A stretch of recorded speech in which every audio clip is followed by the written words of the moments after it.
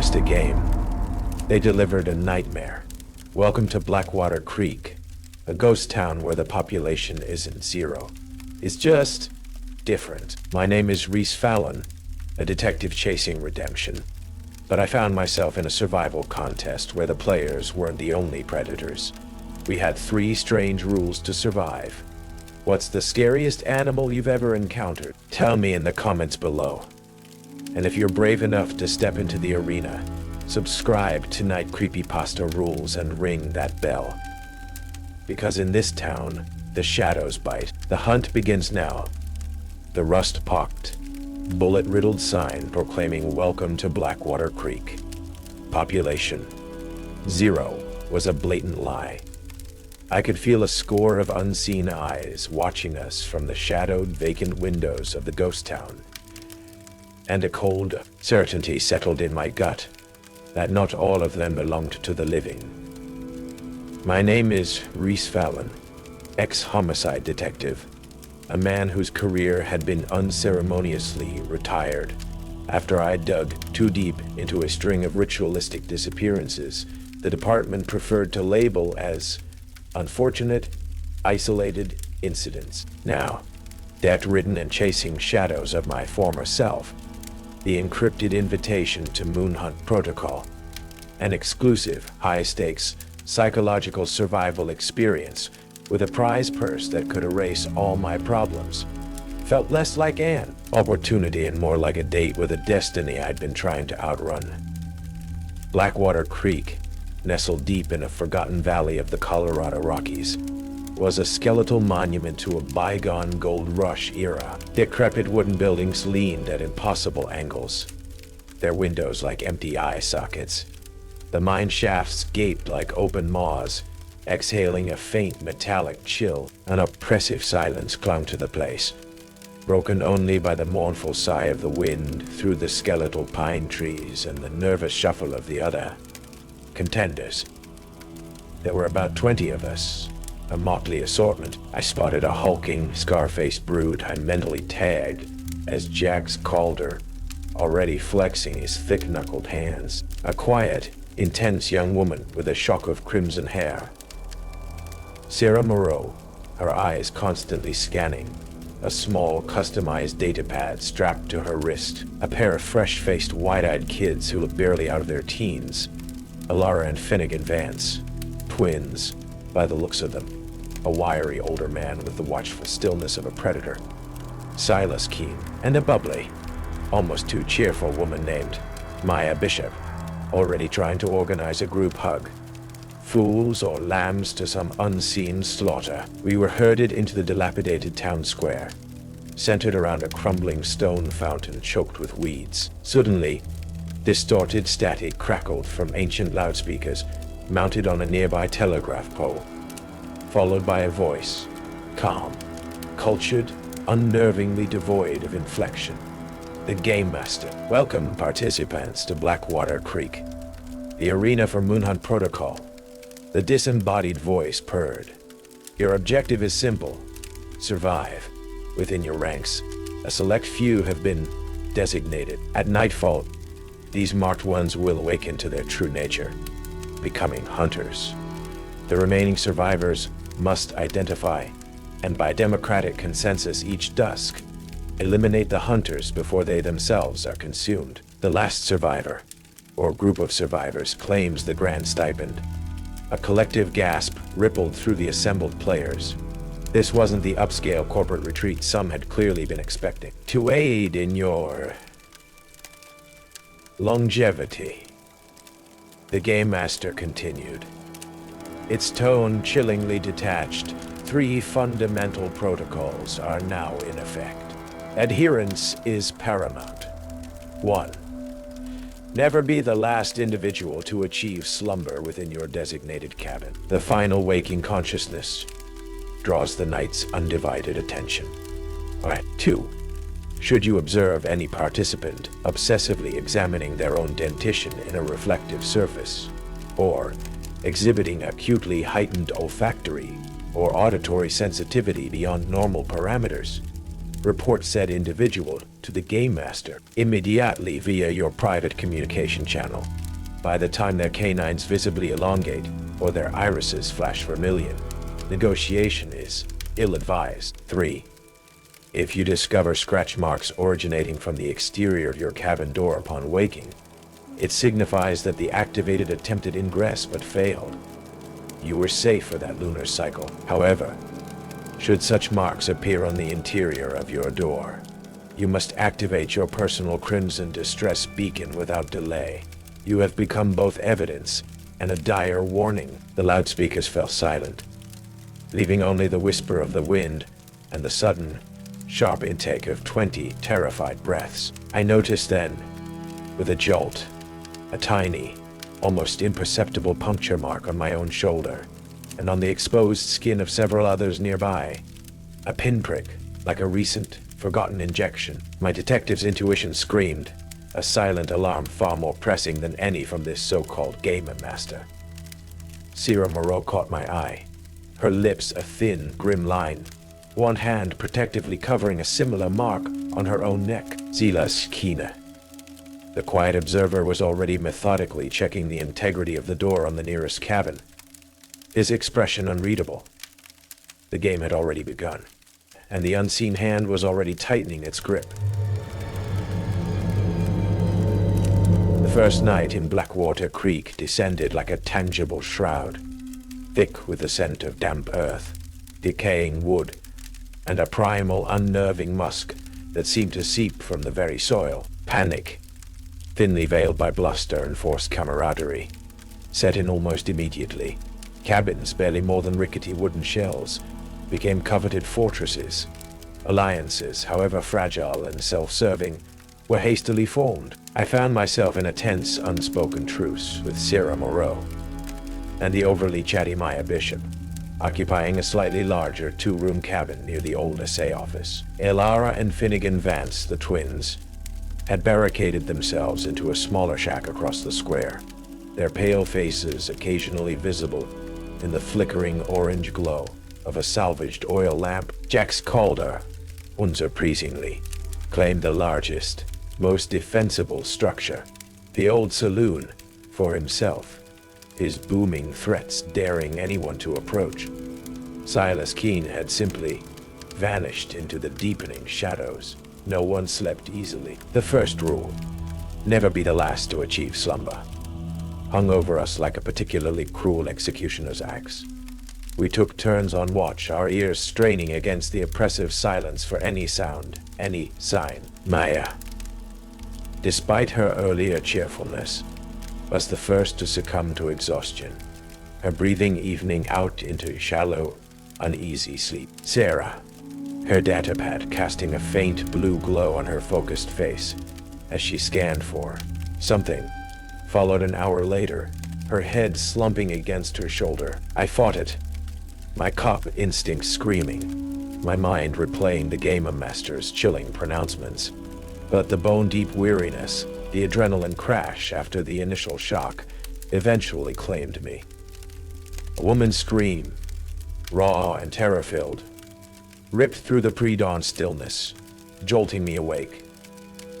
It was cut off abruptly, followed by a series of wet, tearing sounds and a low, guttural snarl that was entirely horrifyingly inhuman. By the time the braver, or perhaps more foolish, among us dared to investigate, the sun was a pale, reluctant disk on the horizon. The source of the scream was a small cabin on the outskirts of the town square, its door splintered, hanging askew from one hinge. Inside, it was a slaughterhouse. The victim, a young man I vaguely remembered from the initial assembly, was barely recognizable. Claw marks, deep and savage, raked across the walls, the floor, the shredded remains of his sleeping bag. The metallic tang of fresh blood and that distinct wild musk were overpowering. Jax Calder was one of the first on the scene, his face a mask of grim satisfaction. "Looks like one of the sheep didn't make it," he grunted, nudging a piece of torn fabric with his heavy boot. Then someone gasped. There, on the cuff of Jax's thick leather jacket, was a dark, glistening smear of what looked suspiciously like fresh blood. Contender Liam O'Connell. Eliminated. The Gamemaster's voice announced calmly from the loudspeakers, seemingly indifferent to the carnage. The first democratic reckoning will commence at dusk in the town square. Deliberate. Choose wisely. The afternoon was a crucible of paranoia and accusation. Jax, with his brute strength and the damning bloodstain, was the obvious target. He vehemently denied any involvement, claiming he'd been hunting and had messy proof in the form of a skinned rabbit. But fear is a powerful persuader. The vote was almost unanimous, despite my own internal reservations. The killing felt too frenzied, too animalistic for even Jax's brutality. The social pressure was immense. As security personnel, two imposing figures, in tactical gear and full-face visors, who had appeared as if from nowhere, escorted a raging, protesting Jax Calder away. I saw Sierra Moore watching, her expression thoughtful, almost disappointed. Later, as a blood-orange sun began to dip below the jagged peaks, Rhys Fallon, using the investigative skills he thought he'd buried, went back to the scene of O'Connell's death. The cabin had been superficially cleaned by the Gamemaster's unseen crew. But one detail caught his eye, something almost everyone had missed in the initial horror. Beneath a loose floorboard, hidden by a tatter of the sleeping bag, was a small, intricately carved wooden wolf. Not a toy, more like a fetish, an idol. And beside it, almost invisible, a single long strand of striking crimson hair. Hair that didn't belong to O'Connell.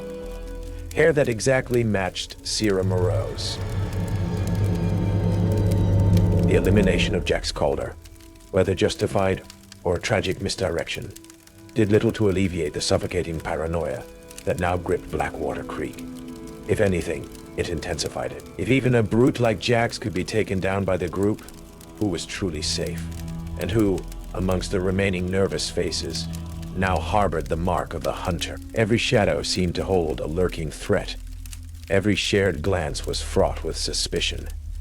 The Gamemaster's rules, once bizarre pronouncements, now felt like a grim, unholy scripture. Survival became a desperate, minute-by-minute calculus. Food and water, though initially provided in sparse caches by the Gamemaster, were beginning to dwindle, forcing reluctant foraging expeditions into the decaying, trap-laden buildings. Sleep was a coveted, feared luxury. Alliances, always tentative, frayed and reformed with each new rumor, each perceived slight. The twins, Elara and Finnegan Vance, were rarely seen, having seemingly retreated into an almost feral state of self-preservation, their youthful faces now hollow-eyed and gaunt. Maya Bishop's forced optimism had curdled into a brittle, near-hysterical cheerfulness that was almost more unsettling than overt fear. Saida Skina remained an enigma, a ghost who sometimes left cryptic, almost unhelpful warnings scrawled in charcoal on cabin doors. The moon sees all. Listen to the stones, not the whispers, before vanishing again. It was Elara Vance who triggered the next horrifying lesson in Blackwater's curriculum of dread. I'd been sharing a meager meal of scavenged canned beans with Sierra and a visibly shaken Maya in our cabin when we heard a small, hesitant knock. It was Elara, her twin Finnegan hovering anxiously behind her. Her eyes were wide, darting. You have to help me," she stammered, her voice barely a whisper. It's Thomas, from the cabin near the old livery. He's not right." Thomas, a quiet, unassuming man in his late 40s, had kept mostly to himself. Elara explained in fragmented, terrified bursts that she'd seen him earlier, crouched by a rain barrel, staring intently at his reflection in the murky water, not just looking, but examining his teeth, running a dirty finger along his gums, with a disturbing, almost obsessive focus. Then, later, she'd seen him sniffing the air with an unnatural intensity. His head cocked like a hunting dog, his nostrils flaring as he tracked the scent of a squirrel Silas Keene had managed to trap. If you observe any participant obsessively examining their own dentition, or exhibiting acutely heightened olfactory or auditory sensitivity, report them immediately. The second rule: my blood ran cold. Zera's hand immediately went to her datapad. "The private channel," she murmured. "We have to." Maya, however, protested. "But we don't know for sure. What if he's just stressed, paranoid, like the rest of us?" "The Gamemaster said report obsessive examination, acutely heightened senses," Sarah countered, her voice firm despite a slight tremor. "Elara saw it. That's enough for a report. We don't make the judgment call." She sent the encrypted message. The Gamemaster's response was chillingly swift. Within minutes, the two visored security personnel arrived at Thomas's cabin. There were muffled shouts, the sound of a brief struggle, then silence. Thomas was escorted away, his face a mask of bewildered terror. He didn't look like a monster. He just looked lost. Contender Thomas Ashton, quarantined for behavioral assessment. The Gamemaster's voice announced blandly over the loudspeakers. Not eliminated, quarantined. The distinction was unsettling. That night, the remaining survivors held a tense, whispered town meeting. The fear was a palpable entity in the room. Were the hunters aware of their condition? Were they cunning, manipulative, hiding amongst us? Or were they like Thomas, perhaps unwilling victims themselves, consumed by something they couldn't control? Zara, using her datapad, showed us enhanced footage she'd covertly captured of Thomas just before he was taken. For a fleeting second, as he turned his head in the dim light, his eyes had seemed to reflect the lamplight with an unnatural, yellowish sheen. And were his fingernails slightly thicker, more claw-like than before? Or was it just the power of suggestion, the paranoia seeping into our perceptions? I found myself obsessively checking my own reflection in dusty window panes, acutely aware of every twinge in my gums, every heightened sound or scent. The true terror of Moonhunt Protocol wasn't just the fear of the monster in the darkness. It was the dawning, sickening realization that the monster might be lurking within your own skin, or within the trusted face of a friend. Later, while fortifying our cabin, I found it.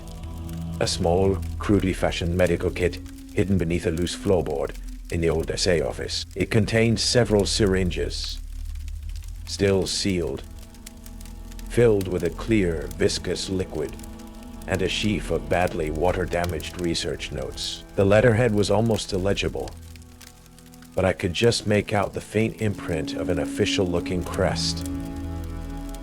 Something involving a stylized wolf's head and a crescent moon, and the words Project Lycaon. Phase 3 trial. Behavioral modification. Agon test. Active subjects. Blackwater Creek containment zone.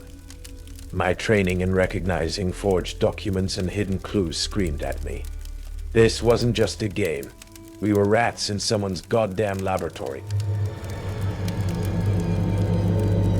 The quarantine of Thomas Ashton, followed by the Gamemaster's chillingly neutral announcement, sent a fresh wave of cold dread through the remaining contenders. He hadn't been eliminated in the same way O'Connell had been savagely killed, or Jax Calder had been democratically removed.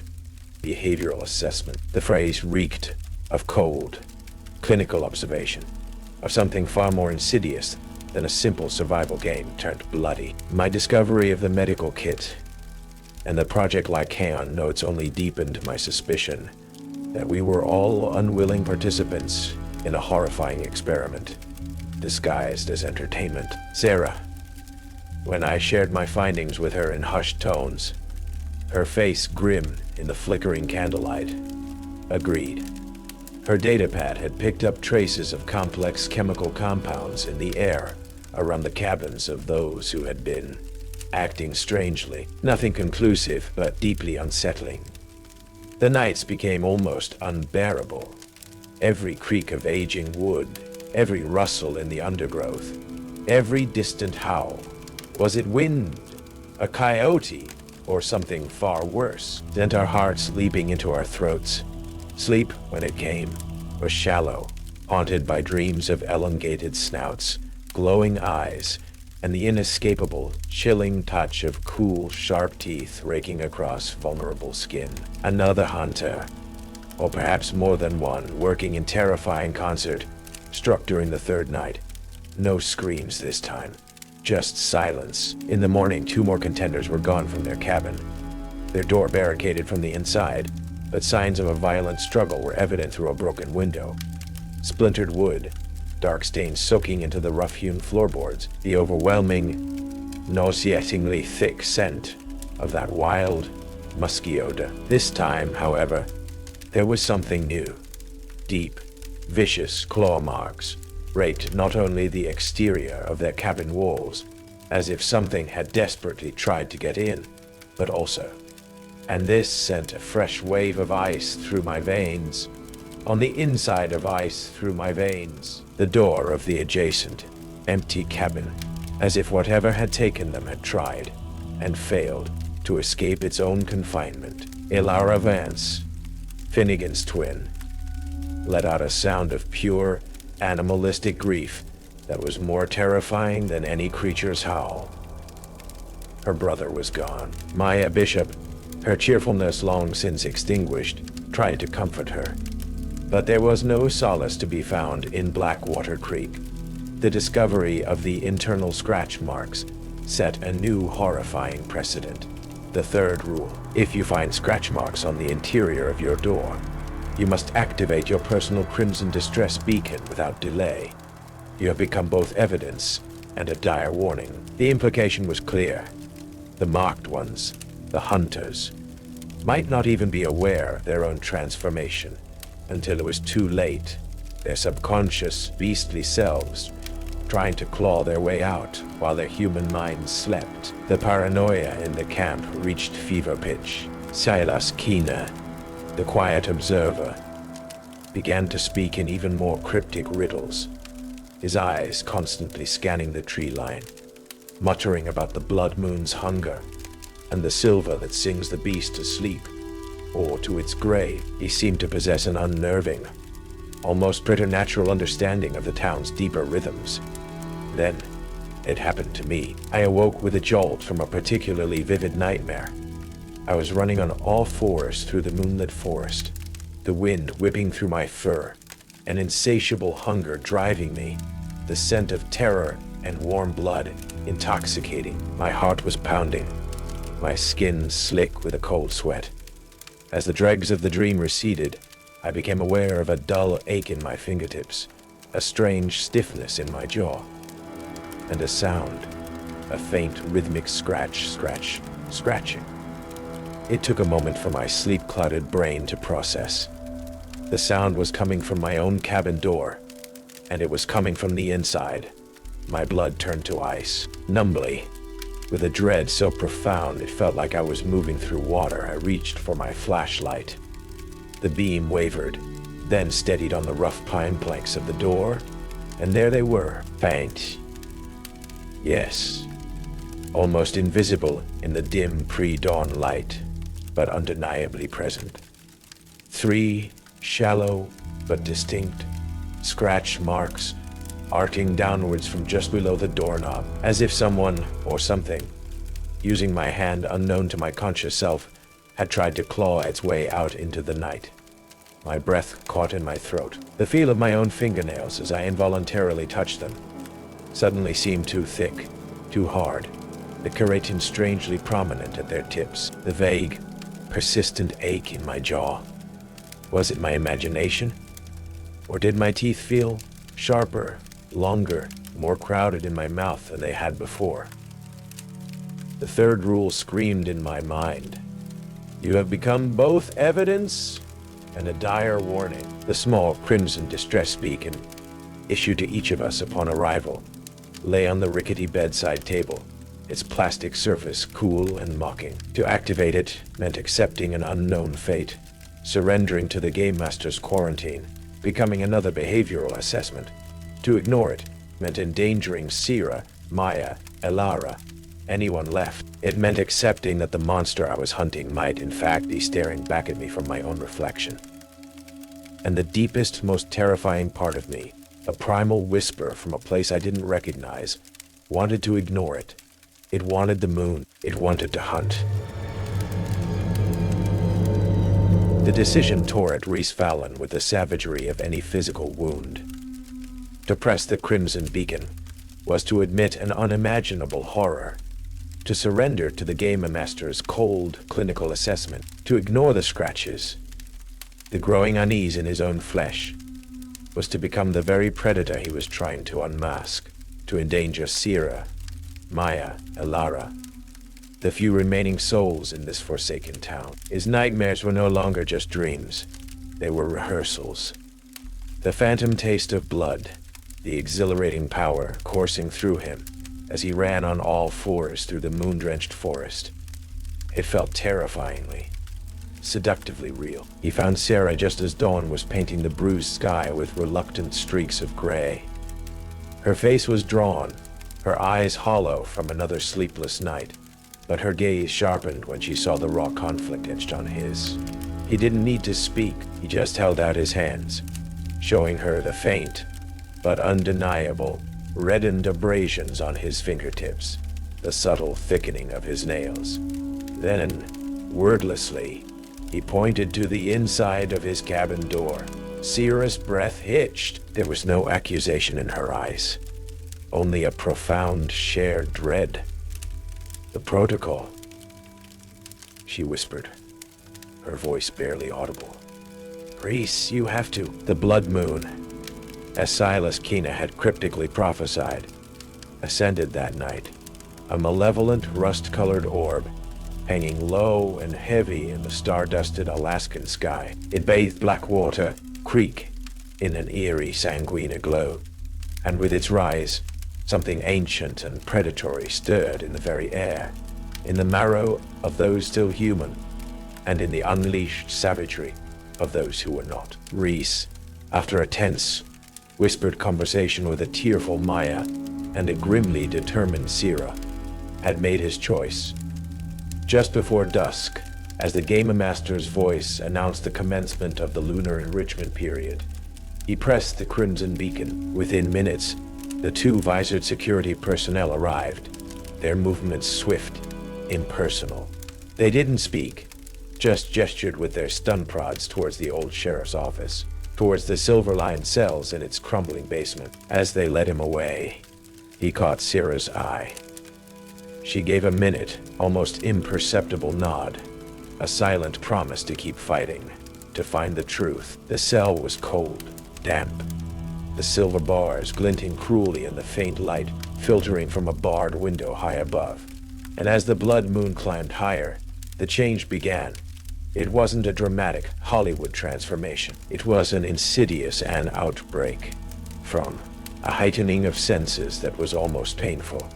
Every rustle of straw, every drip of water, every distant footfall amplified 1,000-fold. A gnawing, insatiable hunger began to twist his insides. A hunger not for food, but for something warm, something vital. His bones ached, his muscles coiled with a restless, unfamiliar power. And the whispers that had always been at the edge of his hearing now roared.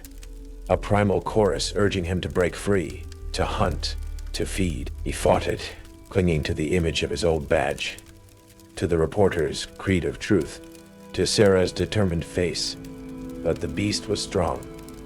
Outside his cell, Blackwater Creek descended into chaos. Screams, not all human, echoed through the deserted streets. The remaining activated Jax Calder, if he had somehow survived his early reported elimination, or if others had turned, and perhaps Thomas Ashton, his behavioral assessment clearly a horrifying failure, were on the loose, their howls a chilling counterpoint to the terrified cries of the few remaining survivors.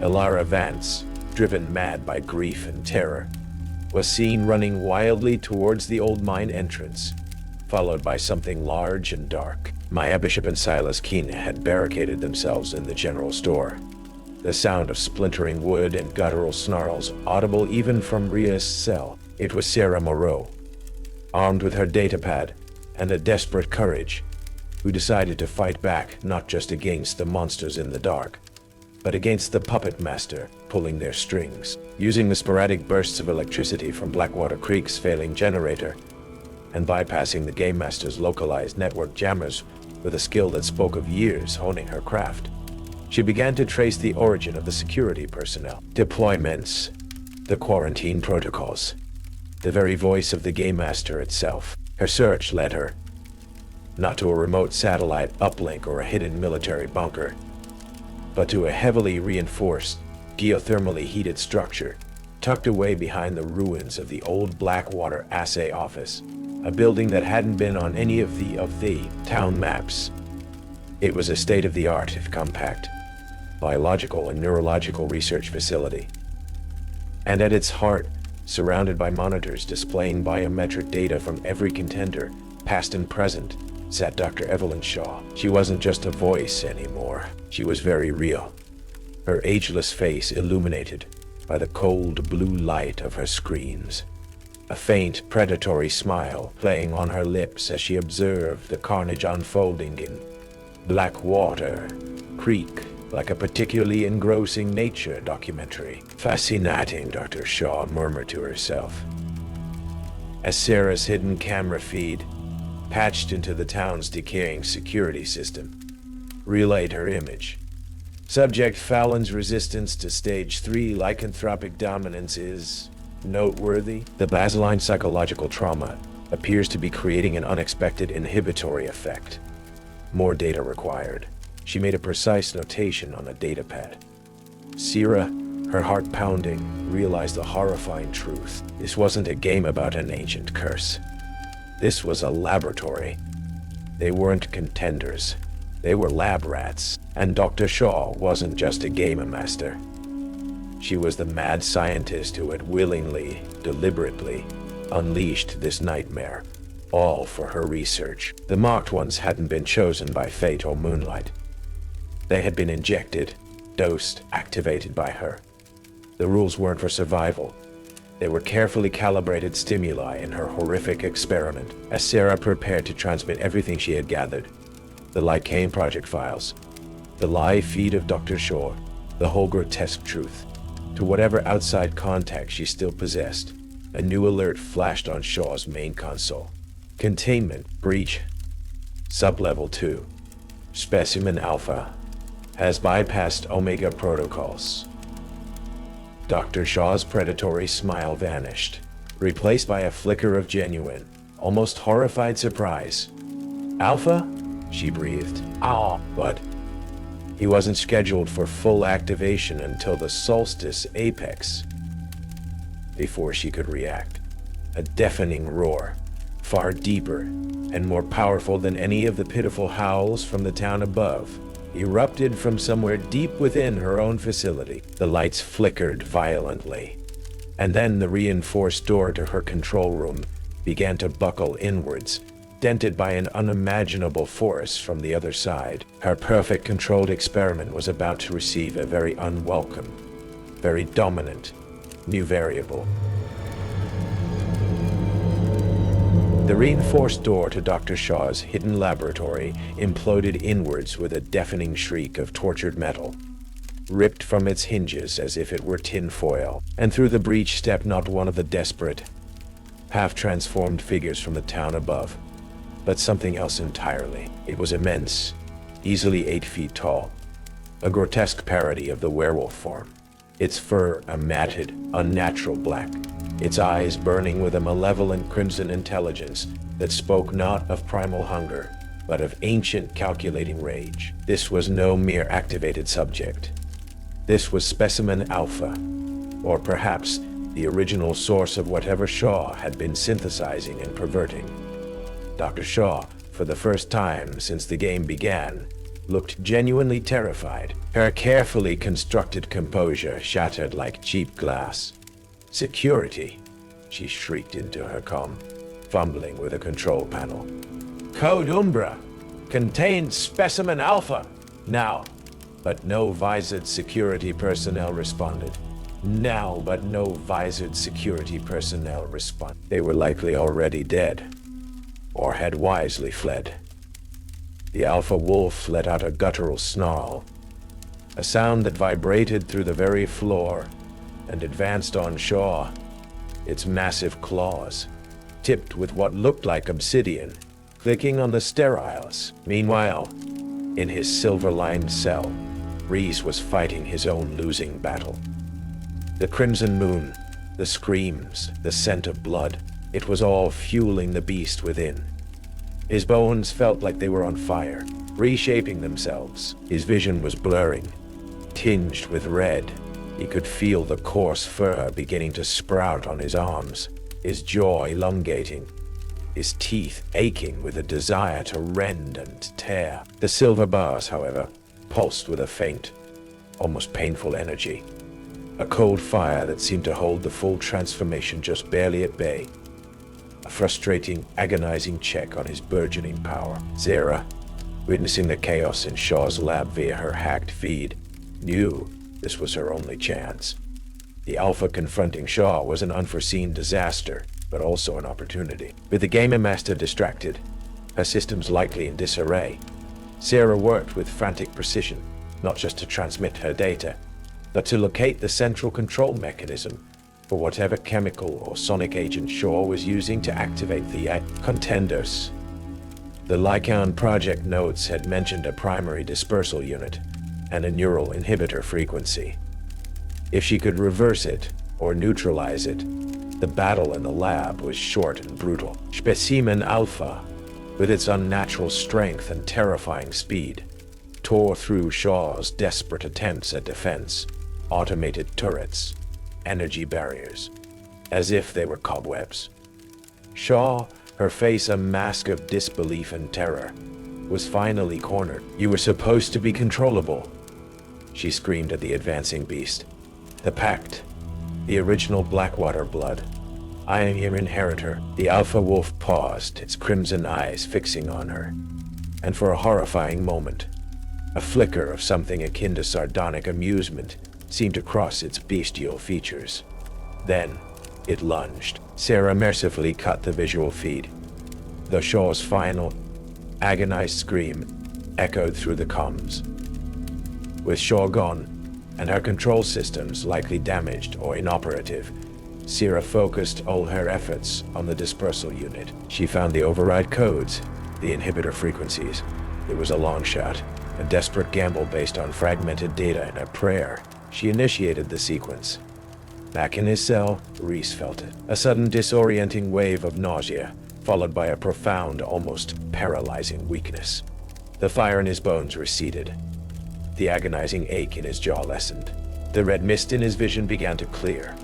The whispers, the primal hunger, didn't vanish entirely, but they retreated, becoming a dull, manageable throb rather than an overwhelming roar. He was still changed, but he was, for the moment at least, mostly himself again.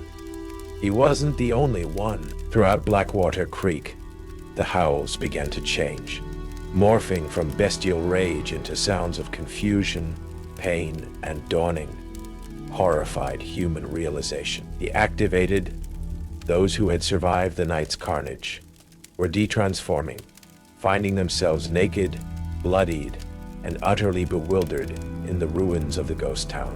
Sierra, her work done, slumped against the console, exhausted but alive. She had no idea what had happened to Specimen Alpha after it dealt with Dr. Shaw.